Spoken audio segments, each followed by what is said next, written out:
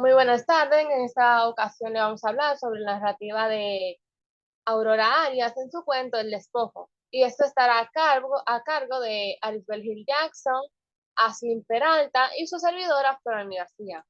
Antes de hablar de este hermoso cuento, vamos a hablar un poco sobre su autora. Esta nace el 22 de abril de 1962 en Santo Domingo. Es una poeta, antróloga, narradora. Trabajó en el Centro de Investigación y Acción Femenina entre 1989 y 1996, llegando a puestos de dirección en su Departamento de Información y Comunicación y su revista Quehaceres. Arias se ha interesado por los accesos de dominicanos a la cultura pop, de ahí su interés por la simbología por donde se mueve y constituye el individuo contemporáneo. Continúa. Su cuento Invis Parises, que obtuvo el segundo lugar en el concurso de cuentos de Casa de Teatro en 1994, es una de las claves para entender la propuesta cotidiana de la modernidad dominicana. De una propuesta feminista en su primer poemario Vivienda de Pájaros, ha saltado a visiones mucho más amplias sobre la condición del ser fuerte a los sentimientos de la imagen en tiempos de crisis del sujeto. Continúa. Ahora bien, vamos a hablar de qué trata este cuento. En este cuento hay un grupo de mujeres conformado por Ellen, Fifa, Zelda y Emiliana que se dirigen hacia la playa, pero se desvían por un camino y llegan a una capilla en un lugar desolado. Alrededor de la capilla se encuentra una multitud de personas pobres, necesitadas, incluyendo niños, mujeres embarazadas y ancianos, quienes les piden ayuda y algo de comer. Las reacciones de cada una de estas es muy diferente. Por ejemplo, Ellen, una mujer adinerada, muestra una actitud distante y se cierra en sí misma ante la pobreza que presencia. Suiza, por otro lado, se siente conmovida por la escena y reflexiona sobre cómo ayudar a esas personas. Zelda, una mujer esotérica, decide enfocarse en su propio crecimiento espiritual y trascendencia personal, creyendo que la caridad es solo algo temporal. Emilia, en cambio, quien es la más joven del grupo, experimenta una profunda reflexión y siente la necesidad de ayudar a los demás, dejando atrás su vida despreocupada y superficial. El despojo al que se hace referencia en el título se refiere a un proceso de cambio y transformación que experimentan las mujeres en su encuentro con la pobreza y la miseria. A pesar de que habían planeado realizar un despojo muy diferente en la playa, su experiencia en la capilla y el contacto con la necesidad ajena las llevan a una introspección y reevaluación de sus propósitos en la vida y lo que están haciendo en la vida. Continúa. Ahora bien, ¿qué nos deja dicho esta obra? El texto plantea reflexiones sobre la desigualdad, la solidaridad, la búsqueda espiritual y la conciencia social. Como esas experiencias pueden generar cambios profundos en la percepción y la acción de las personas. Continúo.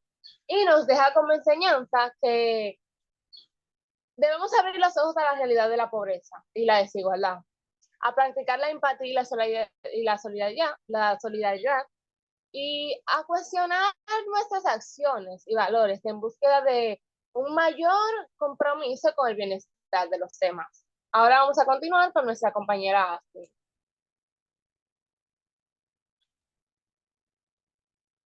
Bien, ahora pasando con lo que son las figuras retóricas encontradas en el texto de Aurora, vemos la primera figura retórica, una metáfora que dice un gran soplo de fuego encontrada en este fragmento, donde esta es utilizada para describir la brisa caliente que se está describiendo en el fragmento.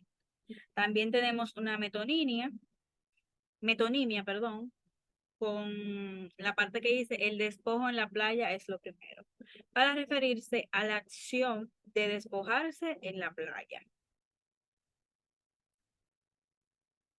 Otra es la personificación, eh, con la parte que dice la bruja radical, utilizada aquí para asignarles cualidades humanas a un objeto o una entidad abstracta. Otro es el hipérbato, con sonrisa bondadosa, utilizada para darle una inversión al orden de las palabras, para enfatizar la cualidad de la sonrisa. Y una última que es la ironía, con la pregunta de ¿la vida es un carnaval? Usada con un tono de pregunta para expresar una información, una afirmación irónica totalmente. Ahora, pasando con los personajes, tenemos a Elena, Emiliana, Fifa, Zelda, hay varias ancianas, hay niños y hay mujeres preñadas, como lo expresa en el texto literalmente. Ahora pasando con qué hace ese personaje y dónde vemos al personaje. Bien, tenemos a FIFA. En la historia no se especifica claramente cuál es su rol, pero esta parece ser una miembro del Club de la Espiritualidad que tiene una perspectiva compasiva hacia la situación de pobreza que se encuentra en la capilla.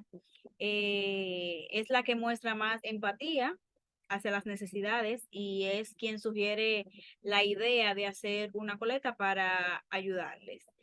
La primera aparición de FIFA lo vemos en este fragmento que es una pregunta que ella hace, que dice, nos detendremos en las dunas y ahí ella continúa apareciendo más adelante. También tenemos Helen, a Helen. Esta es una mujer de negocios esotéricos del grupo. Tiene una figura de líder y decidida. Es quien toma también la iniciativa de desviarse hacia la capilla abandonada. Esta tiene una perspectiva más pragmática y más materialista en comparación con FIFA.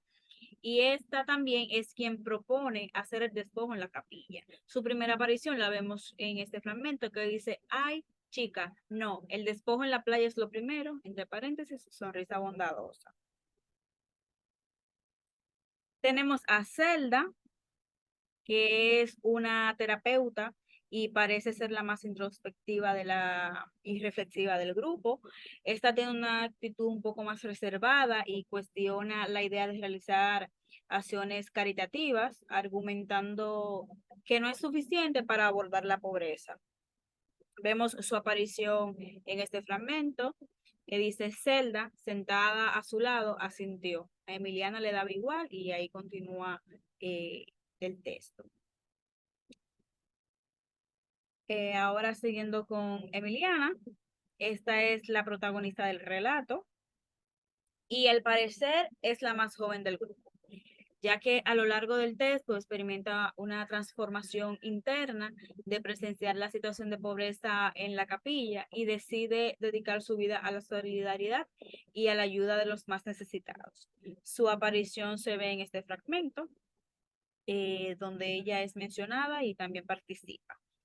La parte de los ancianos, los niños y las mujeres preñadas lo vemos a través de este fragmento que dice, la negociante esotérica sigue bajando deprisa, pero sale al encuentro enfrente de otra rumba de miserables, esta vez mujeres preñadas, ya casi ni en los huesos a los que apenas se les distingue el vientre porque el resto del cuerpo es solo un espejismo, seguidas de ancianas, de encías desnudas y de pelo enmarañado, color cal que se abalanzaba en los brazos, en sus bellos pies y la tocan pidiéndole únicamente algo. Más abajo está, qué desastre del mundo, dijo Emiliana, como ambas manos metidas en los bolsillos, mientras FIFA le espantaba a Helen y los niños. Aquí vemos la aparición de las ancianas, los niños y las embarazadas, las mujeres preñadas. Lo visualizamos en este fragmento. Continuando con los símbolos. Ahora vamos a pasar con los símbolos que encontramos en el texto. Un primer símbolo es la capilla de piedra, en medio de un lugar desolado. Esta representa lo que es el santuario en medio de un infierno. Una oportunidad para conectarse con lo sagrado y trascendental en un entorno totalmente hostil.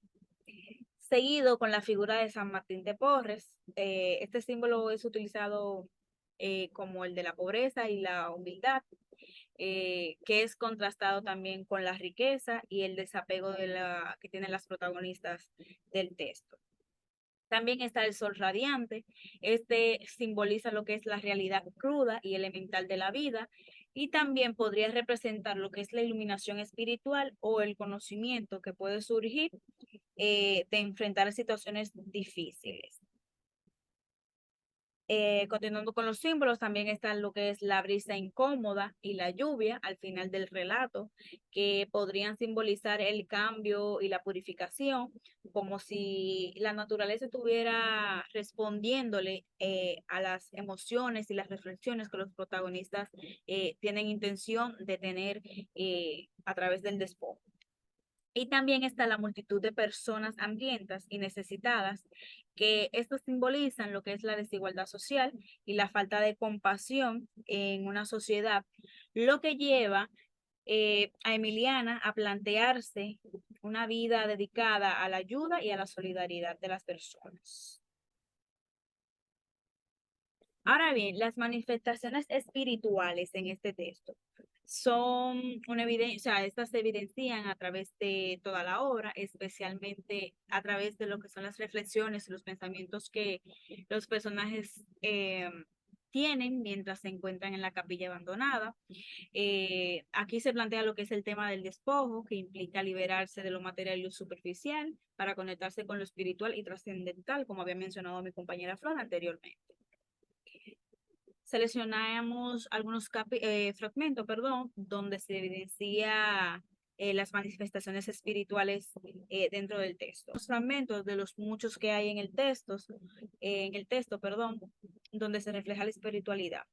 Estos fragmentos muestran cómo los personajes se sumergen en reflexiones sobre su espiritualidad y la búsqueda de un propósito un poco más profundo en sus vidas, con lo que es la visita de la capilla abandonada y el acto del despojo. Esto lo lleva a cuestionar su relación con lo espiritual y cómo pueden trascender más allá de lo material. Los dejo con mi compañera Arisbel. Bien, pasamos a la parte de qué representa, qué tema representa la época. El tema que podemos ver en el despojo de Aurora Arias básicamente quiere representar el tema del vacío existencial, esa incertidumbre, esa búsqueda de sentido de la vida, que no solamente se basa en el disfrute mismo de la vida, ni de sus bienes materiales, ni en las vanidades que deja el mundo, sino como esa intranquilidad de tener un hecho, de hacer algo por una causa mayor. A pesar de la preocupación que especialmente tenía FIFA por su edad, que a la edad de 28 años aún no había impactado en una causa que tenga importancia. La siguiente.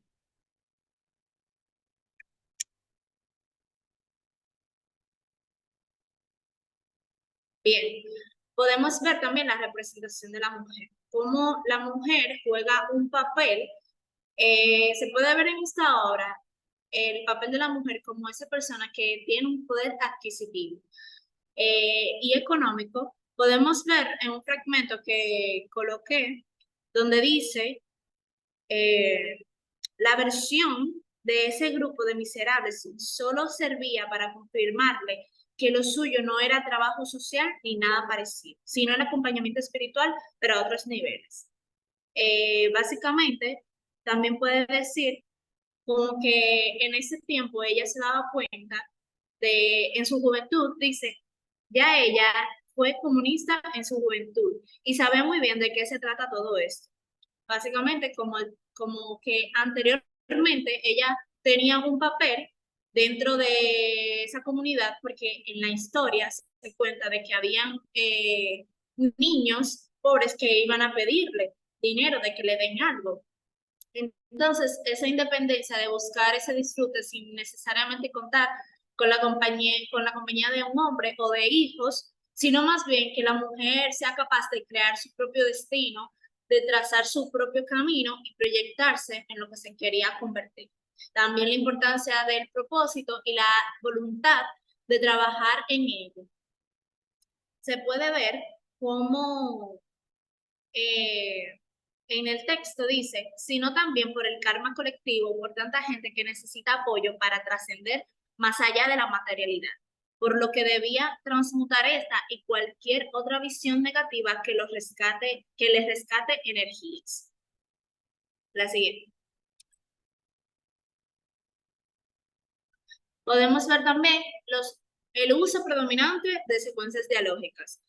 El uso que se predomina en esta obra es la conversación cotidiana, es decir, el diálogo, como el uso formativo que utiliza Aurora Arias en la obra. Podemos ver aquí un pequeño fragmento donde dice, van a hacer que la pobre Ellen se tropiece, básicamente refiriéndose a las chicas. Y aquí dice un pequeño, donde dice río pipa. Básicamente quiere decir como una conversación cotidiana que tenían entre ellas cuatro sobre la acción que habían hecho sobre ir a ese lugar desierto a aventurar, donde el primer lugar donde debían detenerse era en la playa. Donde dice también, apúrense chicas, atacaba la mujer. También podemos ver, vamos chicas, volvió a gritar Helen. Entonces podemos ver un pequeño fragmento de lo que era la conversación cotidiana entre ellos. La siguiente. Y podemos ver, por último, secuencias narrativas. Así como dije anteriormente, se trata de una conversación cotidiana, de un diálogo común entre amigas, donde se puede ver una secuencia de sucesos que pasan, donde dice, no nos detendremos en las dunas, preguntó FIFA. Ese fue el primer suceso donde se pregunta y básicamente con la respuesta de Helen es como que el despojo era su primer destino, el despojo en la playa. También dice, ¿qué habrá yendo por ahí? En el segundo suceso o tercer suceso, donde Helen se pone curiosa y va en camino sobre una línea, sobre un trayecto que no era hacia la playa. También podemos ver otro suceso. En esta capilla es donde comenzará nuestro despojo. Ya al llegar al lugar que se habían desviado, estas ven el despojo como este lugar solitario como su primer despojo. Y vas a preguntar cómo le parece. Helen en respuesta le dice que le parece bien. La siguiente.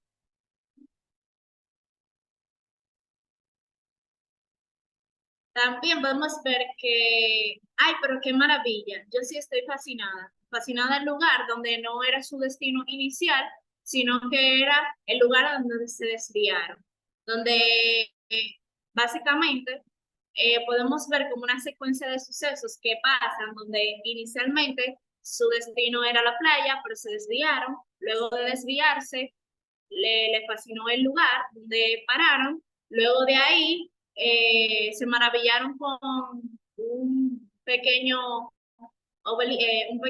santuario que había en el lugar y un pequeño dios se llamaba San Martín de Porres y con este podemos ver esa secuencia dialógica y esa secuencia narrativa que cuenta en la obra. La siguiente.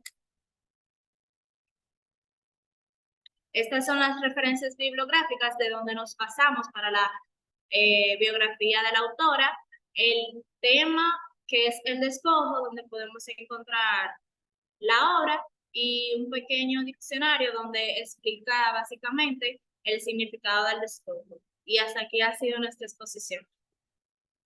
Muchas gracias.